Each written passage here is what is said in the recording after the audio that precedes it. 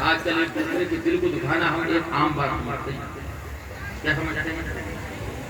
کسی کی مذاق بنانا، کسی کی غربت کی مذاق بنانا، کسی کی غریبی کی مذاق بنانا، کسی کی تنگ دستی کی مذاق بنانا، کسی کی بیماری کی مذاق بنانا، یہ ہمارے اندر ایک عام بات ہو گئی ہے. بوڑھے لوگوں کی مذاق بنانا یہ عام بات ہو گئی ہے. یاد رکھو مسلمانوں، اگر ایک جگہ کو ہم نے نماز نہیں پڑھی تو رب کا اور بندے کے درمیان کا معاملہ ہے، وہ چاہے تو معاف فرما سکتا ہے. رب چاہے تو معاف فرما سکتا ہے، لیکن اگر کسی کو تم نے ستا دیا، کسی کا دل دکھا دیا نا، تو قسم خدا کی جب تک وہ معاف نہیں کرے گا تو خدا بھی معاف نہیں کرے گا.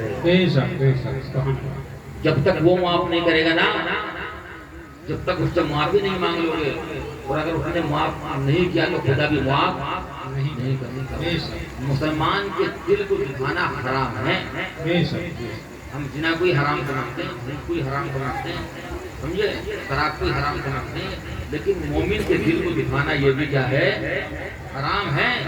اس لیے مسلمان کو تکلیف دینا سرکار فرماتے ہیں ہم آدم مسلمان فقط جانے. ارے جس نے کسی مسلمان کو تکلیف دے دی تو اس نے مجھ کو تکلیف دے دی. مسلمان کو بتا دیا تو اس نے مجھ کو بتا دیا. مسلمان کو پریشان کر دیا تو اس نے گویا پریشان کر دیا. تو تم سوچتے ہو کہ مسلمان کو تکلیف دی ہے خالی؟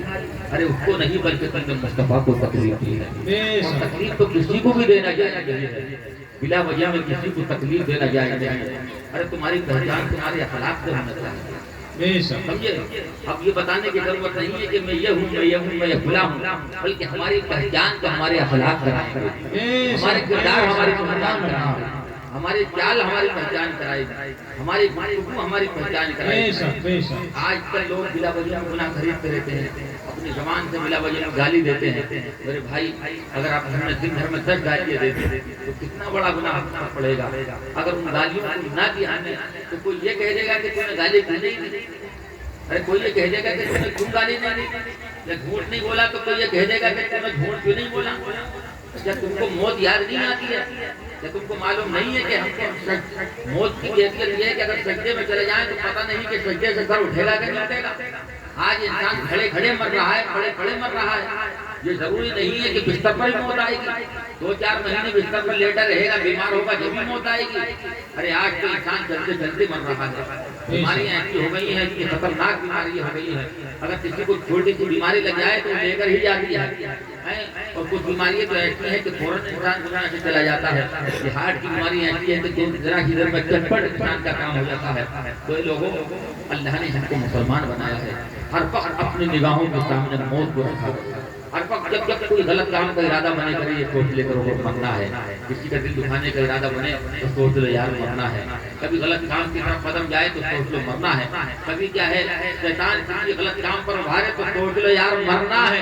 جب ہم یہ سوچ لیں گے دماغ میں تو انشاءاللہ تعالی ہم غلط کام سے بچ جائیں گے. اپنی زندگی میں انقلاب برپا کرو جس طریقے سے مصطفیٰ نے ہم کو انقلاب برپا کرنے کا حکم کیا ہے.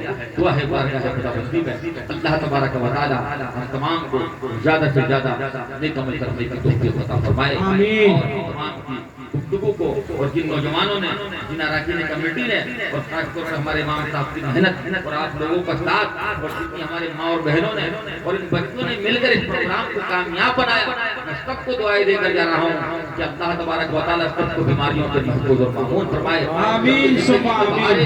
اور خوشیاں نصیب فرمائے. ان بچوں کو عالم ایک بات بتاؤں، اپنی بچوں کو ضرور پڑھاؤ. تھوڑا کم کھا لو لیکن بچوں کو ضرور پڑھاؤ.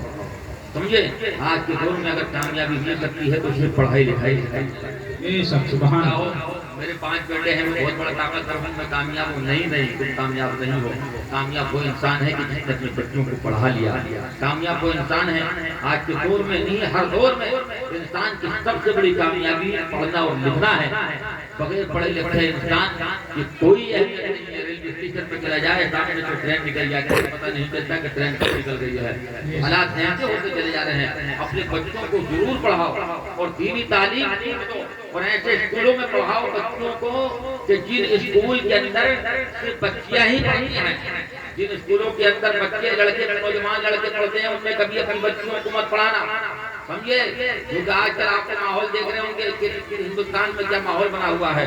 تو اپنی بچیوں کو صرف ایسے اسکولوں میں پڑھاؤ کہ جن میں کیا ہے جو صرف لڑکیوں کا ہی اسکول ہے. اپنی بچیوں کو دینی تعلیم بھی دو, مدرسوں میں داخل کراؤ, دین کی تعلیم بھی دو تاکہ وہ اپنی زندگی کو صحیح معنی میں گزارے, شوہر کے حقوق, والدین کے حقوق اس کو معلوم ہو جائے. تو دینی تعلیم بھی دو, بچوں کو بھی تعلیم دو, کیونکہ تعلیم انسان کی زندگی کا سب سے اہم حصہ ہے. اللہ تبارک و تعالی ہم کو زیادہ سے زیادہ ان باتوں پر عمل کرنے کی توفیق عطا فرمائے. آمین. الحمدللہ رب العالمین. یہ قصہ لطیفہ بینا تمام ہے اور جو کچھ بیان ہوا آغاز باب تھا. اور حج جب ہم کھل کھلیں گے اور اگر زندگی میری رہ گئی اور آپ کی رہ گئی تو انشاءاللہ پھر ملیں گے. السلام علیکم ورحمۃ اللہ وبرکاتہ. میں سجدہ کر لیجیے, پڑھیے بابا بلند لا الہ الا اللہ الا اللہ. اللہ تعالی علیہ وسلم.